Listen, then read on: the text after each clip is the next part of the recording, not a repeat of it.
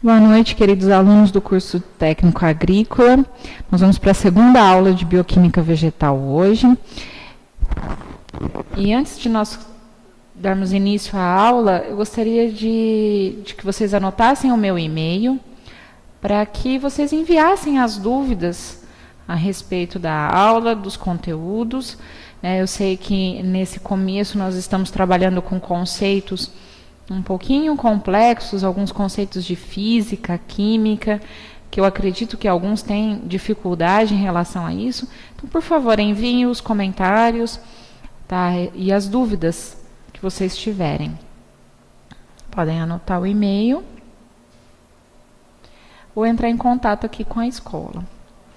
Na aula passada, nós vimos sobre a estrutura da bioquímica vegetal, as suas funções, as suas características, e entramos no estudo da água, por ser a substância de mais importância que envolve as plantas e o metabolismo das plantas. Nas propriedades da água, nós vimos a estrutura molecular que a água tem, né, e as suas características de ligação, e algumas propriedades físico-químicas. Nós trabalhamos algumas e nós paramos em tensão superficial e viscosidade. Tensão superficial foi aquele experimento que nós fizemos, né, com o particulado da canela sobre a água e o detergente espalhando o particulado, quebrando a tensão superficial que a água possui, pela atração molecular. Nós fizemos também o experimento da viscosidade, onde vocês viram que quanto maior a força que é aplicada, as moléculas tendem a se juntarem, e essa aproximação das moléculas garante o estado sólido. Quando eu deixo de aplicar força, as moléculas se afastam novamente e o estado volta a ser fluido. Esse movimento de adesão e coesão das moléculas, ou seja, a aproximação e a força entre as moléculas, fazendo com que elas se aproximem ou se afastem, vai ser observado nas forças de adesão e coesão que existem na planta. A planta vai utilizar das forças de adesão e coesão para fazer com que a água seja transportada da raiz para áreas superiores. Toda vez que ocorre a evapotranspiração, ou seja, a transpiração, a perda de água pelo estômago da planta nas folhas, que o Jonathan vai mostrar para vocês, na área superior ali da folha, eu estou perdendo água, e essa água que está sendo evaporada na forma gasosa, ela obrigatoriamente faz com que o fluxo da água que está sendo sugada pela raiz seja ascendente, ou seja, ela promove que a água se desloque, se transporte da área inferior para a área superior da planta. Isso se deve às forças de adesão e coesão. Pode passar. Nessa figura vocês veem com mais nitidez que eu tenho a absorção da água pela raiz, e o transporte dessa água, que está sendo representado pelas bolinhas em vermelho, no caule, né, no transporte da seiva, essa disseminação das folhas e depois a liberação dessa água na forma de vapor pelos estômatos. Pode passar. Bom, nós falamos sobre tensão superficial na aula passada. A água, por ter essa adesão, essa coesão, ou seja, a atração entre as moléculas, no desenho vocês podem observar que cada esfera representa uma molécula de água e ela sofre atração de todas as outras que estão em volta. As moléculas que estão na superfície, elas vão receber a atração apenas das moléculas de baixo e das moléculas da lateral. Então, ela não recebe atração na parte superior.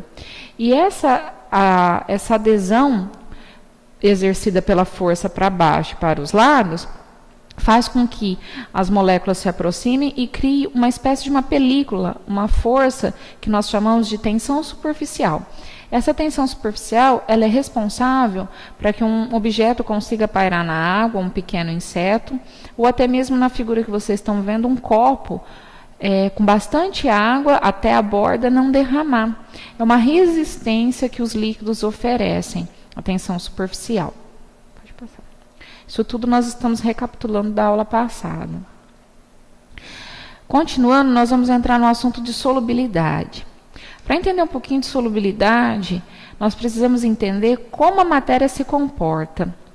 Então, vocês vão observar na apostila de vocês, no material de vocês, que eu posso dividir a matéria em 3 tipos de substâncias. Substâncias ionizáveis, não ionizáveis e não polares. Todas essas substâncias podem ou não ter interação com a água, e nós vamos entender isso. Substâncias não polares ou apolares são insolúveis em água, ou seja, não se misturam na água, não se solubilizam, portanto, não vão ter afinidade química, não vão formar ligações químicas com a água, como é o caso do óleo, da querosene, gasolina e seus derivados. Sais minerais, hidróxidos, as sodas, álcool, ácidos, são substâncias que podem ser ionizadas ou dissociadas, são ionizáveis e vão ter afinidade química com a água. Nós vamos entender isso agora mais profundo. Vocês estão observando nessa figura que a água ela é polar. Eu havia explicado para vocês no início da primeira aula a estrutura molecular da água. O oxigênio está representado na esfera vermelha. Vocês podem observar que ele é extremamente maior que os átomos de hidrogênio que estão representados pela esfera branca. Isso não é por acaso. O fato do oxigênio ser um átomo muito grande, ele consegue concentrar todos os elétrons para perto dele. O que são elétrons? Todo átomo ele é composto de 3 partículas básicas. Os prótons, que são positivos e ficam no centro, no núcleo atômico. Os elétrons, que ficam em órbita, se movimentando ao redor do núcleo do átomo e tem mobilidade para passar de um átomo para o outro nas camadas mais externas. E os nêutrons, que são partículas sem carga negativa ou positiva, que ficam no interior do núcleo do átomo, garantindo um isolamento elétrico. O que me importa são os elétrons. Todo átomo tem elétrons disponíveis nas suas camadas, e quando a gente fala em eletricidade, a gente está falando em corrente de elétrons, um fluxo de elétrons. E os átomos, eles podem ter a capacidade de aproximar esses elétrons e concentrá-los, que é o que o oxigênio faz. O oxigênio ele consegue captar todos esses elétrons para próximo de si e ele cria um polo negativo. Então, o que eu gostaria que fixasse na cabeça de vocês é que na água ela é chamada de polar, porque polo é uma região, é uma área. Então, eu tenho, se vocês observarem na figura, no oxigênio eu tenho uma grande região negativa e no hidrogênio eu tenho uma grande região positiva. A água vai utilizar essa carga elétrica para poder dissolver, solubilizar todos os compostos que a gente conhece e que são solúveis na água. Pode passar. Nessa figura, nós vamos ver que todas as extremidades positivas de uma molécula da água atraem a área negativa de uma outra e vice-versa. Então, vocês podem observar que uma molécula de água representada nessa figura é capaz de atrair 4 moléculas de água em torno dela, ou mais. E se a gente fosse expandir essa figura, as outras 4 moléculas atrairiam mais 4 e assim exponencialmente. Essa atração entre um polo positivo de uma molécula e o polo negativo de outra molécula é uma atração tão forte que nós damos o nome para essa atração de ponte de hidrogênio. Por que ponte de hidrogênio? Porque eu crio um caminho, um vínculo, uma interação entre as moléculas de força. E essa interação, para ser quebrada, rompida, ela precisa de muito calor. Isso explica por que a água é líquida a temperaturas de 0 até 100 graus. Por que eu necessito dar tanto calor para a água para que ela passe do estado líquido para o gasoso ou do sólido para o líquido, para que as moléculas se afastem. as moléculas naturalmente vão se atrair e permanecerem próximas. É o calor que vai fazer com que essas pontes de hidrogênio sejam rompidas.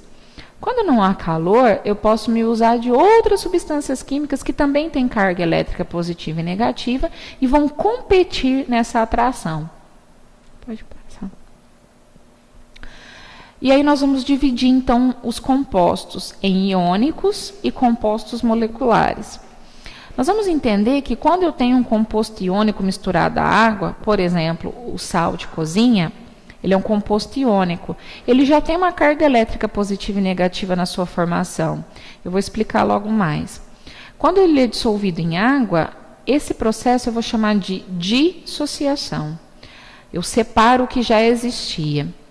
Quando eu tenho compostos moleculares, como por exemplo o vinagre que nós utilizamos em casa, ele é um composto não iônico. Ele é um composto molecular onde os átomos estão agregados, mas sem carga elétrica negativa muito forte ou positiva muito forte. Quando eu dissolvo um vinagre em água, eu vou produzir uma carga elétrica nesse átomo e esse processo eu vou chamar de ionização. Pode passar. Vocês estão vendo aí representados na figura a adição de um pouquinho de sal de cozinha, que é o cloreto de sódio, todos vocês conhecem, em água. Vocês vão observar no segundo Becker que cada elemento do sal de cozinha, o cloreto e o sódio, são divididos, são separados, são dissolvidos e eles ganham carga elétrica. Queria que você mostrasse, Jonathan, isso. E toda vez que eu tenho uma matéria, um átomo, uma substância que está com carga elétrica positiva ou negativa, o nome desse átomo, dessa molécula, vai ser íons. Então, íons são substâncias, são moléculas, são átomos que estão positivos ou negativos. Esses íons, com essas cargas, vão competir, vão exercer afinidade com a água, no polo positivo da água e no polo negativo. Então, no sal de cozinha, no cloreto de sódio, o cloro, representado pelas iniciais Cl, é negativo. Então, ele vai atrair o hidrogênio da água, que é positivo. E o sódio, que é positivo, atrai o oxigênio, que é negativo. Pode passar. Essa é uma representação de quando você joga um pequeno cristal de sal de cozinha na água, milhões e milhões de átomos de cloro e sódio que estavam juntos, a água vai começar uma competição, uma atração por essas moléculas, por esses átomos. Por quê? A água percebe que o sódio é positivo e ela vai se aproximar dos íons do sódio e do cloro, tentando separar, dissociar, afastá-los. Pode passar. Como que é feito isso? No início é aquele emaranhado de moléculas competindo eletricamente, positivo e negativo, se atraindo, se repelindo. E conforme o tempo vai passando, vocês vão observar nessa figura que a molécula de água, ela vai envolver, ela vai formar um círculo em volta do cloro e do sódio. E eu gostaria que vocês percebessem, o Jonathan vai mostrar, que no sódio, quem se aproxima é o oxigênio, representado pela esfera vermelha. O oxigênio é negativo, vai atrair o sódio, que é positivo. E o cloreto, que é negativo, é atraído pelos hidrogênios que estão positivos na água. Dessa forma, a água consegue solubilizar não só o sal de cozinha, como os fertilizantes, o calcário, o cal que a gente usa em construção, e uma infinidade de sais minerais que a gente trabalha no dia a dia. Pode passar. Nessa representação, a gente vê as moléculas no sal de cozinha todas organizadas, o Jonathan está mostrando, formando um cubo, então um cristal de sódio. Se eu pudesse enxergar lá dentro todos os átomos que contêm um pequeno cristalzinho, eu iria ver essa forma cúbica, parecendo um cubinho mesmo, com os átomos todos alinhados. É essa a representação. Quando ele é adicionado na água, vocês vão ver que começa a haver a separação e a atração desses íons. O cloro em verde começa a ser envolvido pela água e o sódio também. E aí vocês vão observar que no lado inferior, no canto inferior do desenho, isso, Jonathan, vocês vão ver que há vários sódios e vários cloros aglomerados ainda. Isso é quando eu coloco um excesso de sal na água. O sal que fica no fundo do frasco, que não é dissolvido, ele não é dissolvido porque não há mais moléculas de água suficiente para envolver cada átomo de cloro e cada átomo de sódio e assim os separá-los. Como vocês podem ver, em média são 4 moléculas de água para dissolver um átomo de sódio ou de cloro. Então, para cada molécula de cloreto de sódio, eu necessito de pelo menos 8 moléculas de água para separá-la. Nós temos aí a representação do açúcar, da sacarose. Dá para perceber pelo número atômico, né? 12 carbonos, 22 hidrogênios, 11 oxigênios, que é uma molécula muito grande. E o açúcar, ele é solúvel em água, mas olha como a água exerce essa solubilidade. Ela vai muito mais atraída pelo hidrogênio e oxigênio, mas no açúcar não há uma carga elétrica assim muito grande, muito efetiva, para que gere aquela atração grande. Há solubilidade do açúcar, mas não há cargas elétricas muito grandes, exponenciais, específicas, tá? A própria água é capaz de produzir íons. Então, vocês vão perceber que nesse desenho, nessa figura, tem 2 moléculas de água sendo atraídas uma pela outra, como vocês já aprenderam. Vocês vão ver que o hidrogênio de uma está atraindo o oxigênio da outra. E depois, do outro lado da setinha, eu tenho uma molécula de água que estava do lado direito sem o hidrogênio e a molécula que estava do lado esquerdo com o hidrogênio a mais. Quais são os fatores que acontecem para que esse hidrogênio seja deslocado de uma molécula para outra? Calor é uma das possibilidades, corrente elétrica ou a presença de outras substâncias. Quando a água produz o íon, quando ela consegue fazer com que uma molécula de água perca o seu hidrogênio e vá para outra molécula, na forma de carga elétrica, a molécula que ganha o hidrogênio, vocês vão perceber que fica com uma carga elétrica positiva. Esse positivo, a gente diz que é o liberador de H+, ou seja, hidrogênio na forma positiva. E é isso que faz com que uma água se torne mais ácida do que outras. É esse equilíbrio, quando as moléculas começam a competir e a tirar a carga elétrica uma das outras, é que eu posso produzir acidez na água.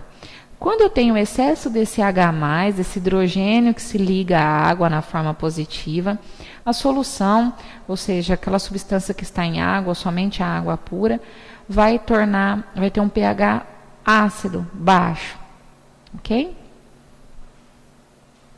E nós podemos medir isso também, essa presença de íons, quando eu tenho a dissociação dos sais. Para entender dissociação e ionização. No slide anterior, a água... Volta um pouquinho, Jonathan. A água, vocês vão poder observar, nas 2 moléculas, elas têm os polos negativo e positivo, né? Vocês sabem que elas têm uma carga elétrica ali. Mas, entre a atração de uma ou outra, não fica uma carga exposta muito grande, né? Eu não consigo ver sinal de mais e menos. Quando uma molécula consegue deslocar o hidrogênio da outra, vocês vão observar que a que deslocou, ela fica positiva mesmo. Ela ganha uma carga elétrica positiva. Não é só uma região positiva. Ela não tem uma área positiva dentro da molécula. Ela inteira se torna positiva. E a outra que perdeu o hidrogênio se torna negativa. Então, de novo, para vocês não confundirem. A molécula de água normal tem uma região positiva, uma região negativa na mesma molécula. Quando uma consegue deslocar o hidrogênio da outra, aquela que deslocou se torna inteiramente positiva e a outra se torna inteiramente negativa. ok? Ou seja, elas vão ter a configuração, a semelhança com o íon. Tá? O cloreto de sódio, como vocês podem observar, ó, esse cubinho, ele já tem uma carga negativa e já tem uma carga positiva. Também, composto de elementos diferentes, o sódio e o cloro. Quando a água faz essa separação, nós chamamos esse processo de dissociação. Então, dissociar é separar. É somente afastar, separar o que já existia. Então, já existia íons, que os sais são compostos de íons, os sais, as sodas, como eu disse para vocês. Em solubilidade na água, eu só tenho um afastamento, tá? A separação desses íons. Pode passar. Aí eu coloquei para vocês os exemplos de hidróxidos ou bases, né? A soda cáustica, a cal, os produtos de limpeza. Até eu trouxe um multiuso hoje para vocês verem que o pH realmente é mais alcalino. Pode passar. Aqui, quando eu coloco uma soda na água, né? Vocês podem observar, todo mundo conhece que soda em água libera bastante calor, é uma reação bastante exotérmica, liberação de calor. E vocês vão ver que a água vai fazer a mesma coisa que ela fez com o sal. Ela vai no sódio da base, que é o metal, que está representado pela letra M, e ela vai envolver, ela vai circular esse metal para manter ele afastado e isolado. Tá? E vocês vão perceber que ela vai utilizar somente o oxigênio, porque nas bases os metais são positivos, ok? Pode passar, Jonathan. É o mesmo que ocorre quando você dissolve um pouquinho de cal na água para usar como a cal hidratada numa pintura de parede, ou a gente usa muito também em plantas como desidratantes e até uma certa forma de combate a algumas pragas, né? Pode passar. Eu coloquei aqui novamente para que vocês soubessem que sais e bases dissociam. Água pura e ácidos vão ionizar, ou seja, não havia positivo e negativo separado e eu produzi. A molécula fica inteiramente positiva ou inteiramente negativa. Dentro do nosso estômago existe ácido clorídrico, que é o mesmo ácido que eu tenho no limpa-pedras, que a gente usa em casa, tá? E é muito semelhante aos ácidos usados em solução de bateria. E quando eu adiciono esse ácido numa água, antes de colocá-lo em água, também não havia positivo e negativo. Quando é adicionado em água, vocês vão perceber pelo esqueminha, ó, a solução de ácido, que tem um H+ e um Cl-. Então, dentro do nosso estômago, quando há o suco gástrico, eu não tenho ácido clorídrico na forma de HCl. Eu tenho ácido clorídrico na forma de H+, Cl-. E eu vou chamar esse H+, esse Cl- de íons. Tá?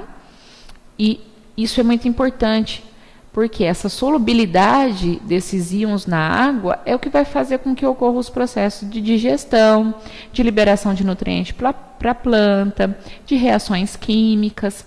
Tá? Então, a solubilidade da água é extremamente importante para os metabolismos, tanto da gente quanto das plantas.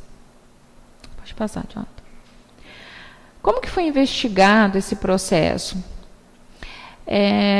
Um cientista, um químico chamado Arrhenius, começou a estudar a capacidade que os compostos tinham de transmitir corrente elétrica e energia.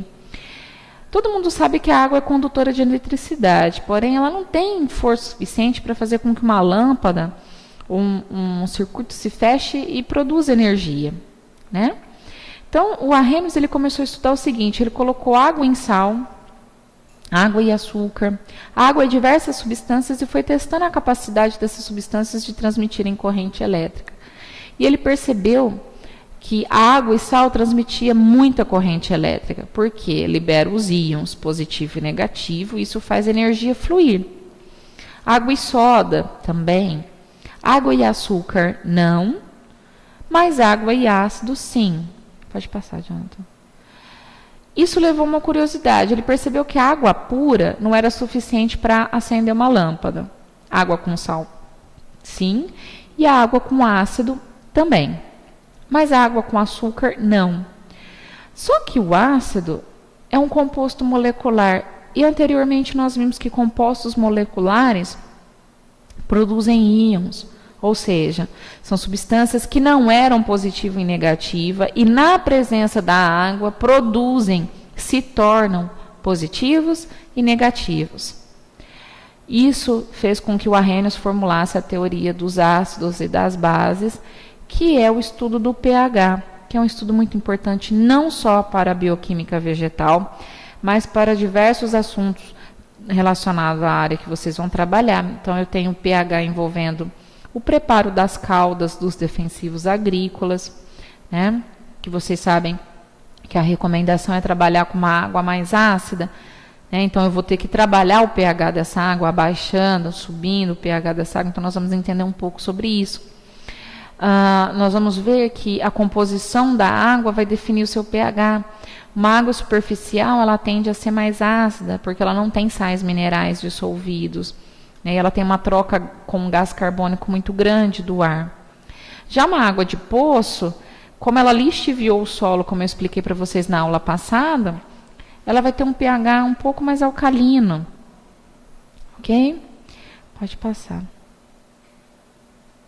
Aqui nós temos o Arrhenius, que foi o cientista que formulou essa teoria que eu estou passando para vocês, e tem a representação de um recipiente com água e várias espécies químicas, ou seja, várias substâncias químicas dissolvidas nessa água.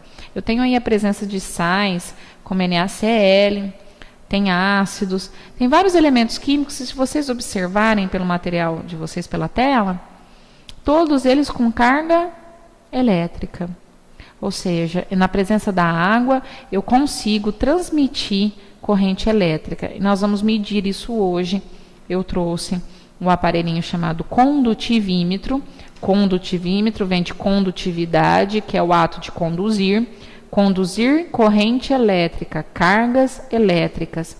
Então, esse equipamento ele é capaz de captar as cargas elétricas que a substância libera quando estão presentes em água. Pode passar. Pode voltar só um pouquinho agora, então, que eu vou fazer o experimento. Tá? Vou fazer agora, eu acho que eu vou deixar o pH depois. Então, eu quero... Você pode aproximar aqui, Jonathan? Tá.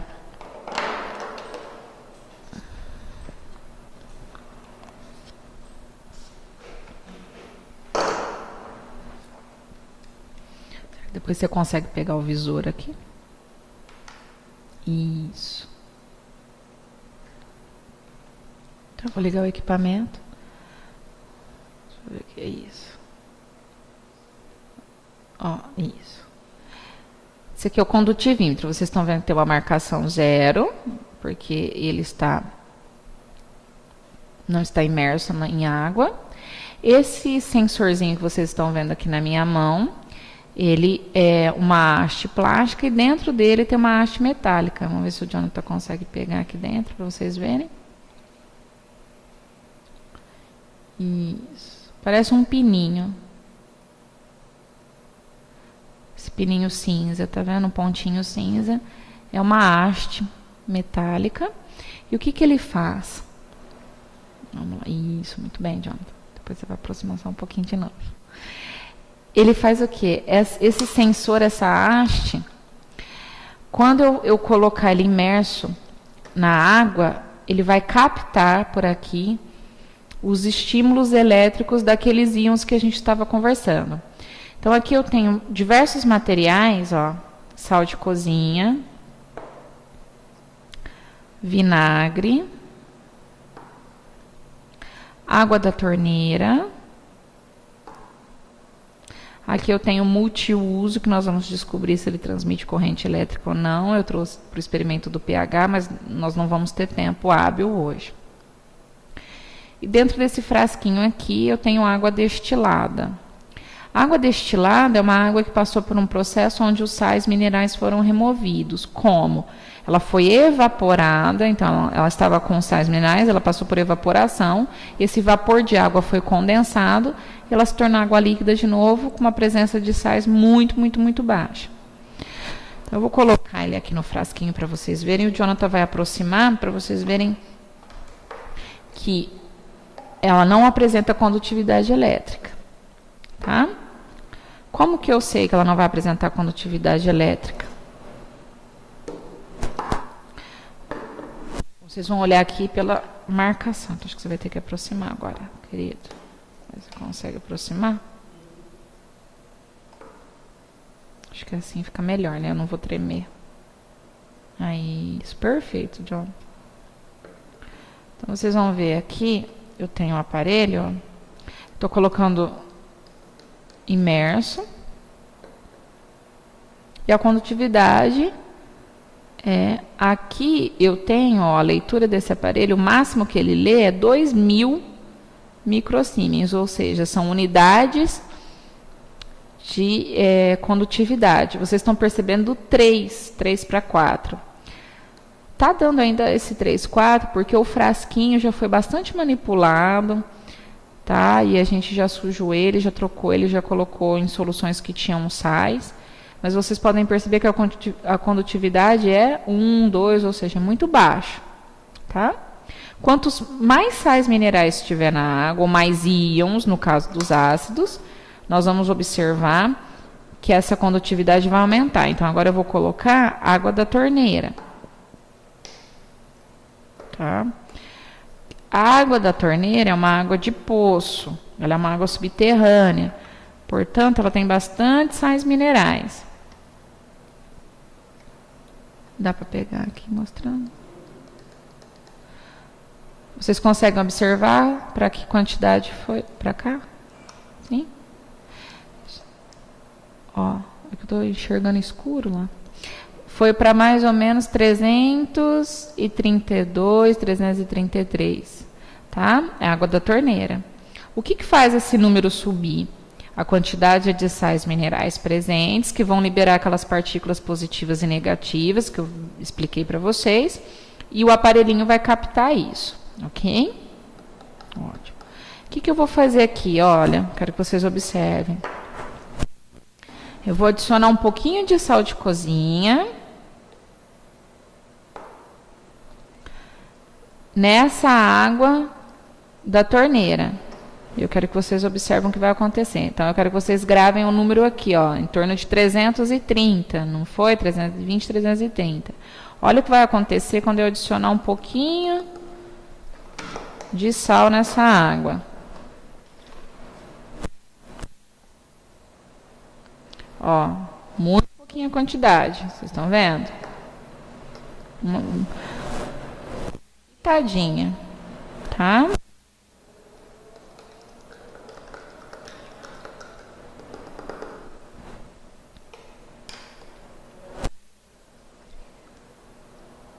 O que aconteceu com a condutividade? Esse 1 aqui, que está aparecendo, é porque excedeu a 2.000 microsiemens, tá? E o que uma pitadinha é capaz de fazer, ó, olha lá. Passou de 900, vocês conseguem ver, né? Ó, vai subindo, 1.900 e o aparelho chega a perder a leitura. Vocês viram a quantidade que eu coloquei. Eu vou dissolver um pouquinho essa água com a água que eu estou tomando, tá? Ó, para ver se eu consigo pegar a leitura. Tá vendo? Eu coloquei um pouquinho mais de água, olha o que aconteceu com a condutividade. Tá? A água que eu estou tomando também tem sais minerais, tá? Vamos fazer o mesmo procedimento com a água da torneira. Lembra que ela estava na faixa de 1, da torneira não, perdão, a água destilada, que é a água purificada, ó, que estava nesse recipiente.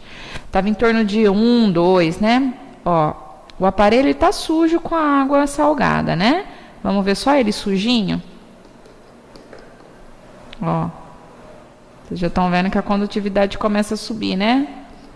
Estava em 1, 2, já está indo para 8. Só pela sujeira que estava no aparelho. Eu vou pegar de novo, só uma pontinha, uma pitadinha menor ainda de sal. Dá para ver aqui, ó.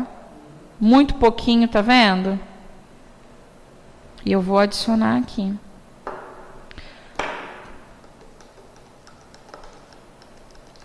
Esse teste, ele serve para eu saber qual é o tipo de água que eu estou trabalhando e se ela tem uma grande quantidade de sais minerais, isso pode interferir, por exemplo, no preparo de uma solução de herbicida, tá? Olha lá a água destilada, que estava com uma condutividade muito baixa, vocês viram a quantidade de sal de cozinha que eu adicionei, e olha o número para que foi, 1.200 e pouco, tá vendo? 1.209, ok? Então, o Arrhenius conseguiu ver que, além dos compostos conduzirem eletricidade, dava também para medir o quanto que esses íons eram capazes de conduzir. E aí, para a gente finalizar, eu vou mostrar para vocês o vinagre. Tá? Aqui eu dissolvi também o vinagre, tá? Porque ele puro, o aparelho não consegue fazer medição. Quanto, professora? 50%, ou seja, eu coloquei metade vinagre comum que vocês usam na casa de vocês e metade de água destilada, tá bom? Dá para pegar, Jonathan?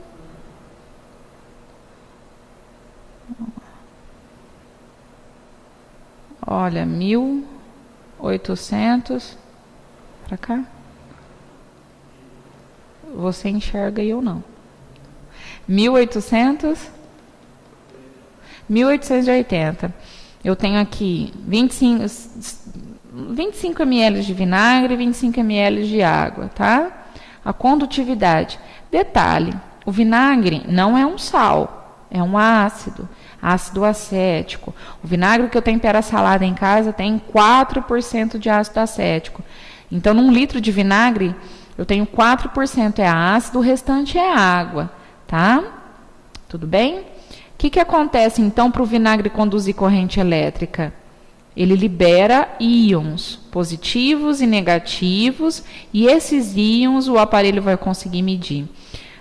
Quanto mais íon a substância liberar, maior é a condutividade. Ok?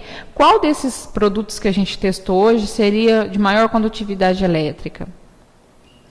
Antes de vocês responderem o vinagre, pensem na quantidade de sal que eu utilizei na quantidade de água. Tá? Aqui no vinagre eu coloquei 50% de vinagre e 50% de água. Vocês viram a quantidade de sal que eu utilizei, mais ou menos 50 ml de água, uma pitadinha, né? Inferior a meia grama, tá? Menor que meia grama de sal. Então o sal ele tem um poder de condutividade elétrica maior. O vinagre também tem um poder de condutividade elétrica. E na próxima aula nós vamos aprender que além da condutividade, o poder de acidez, que aí vocês vão ver que o vinagre vai ser superior ao sal, ok? Na próxima aula nós vamos estudar sobre o pH.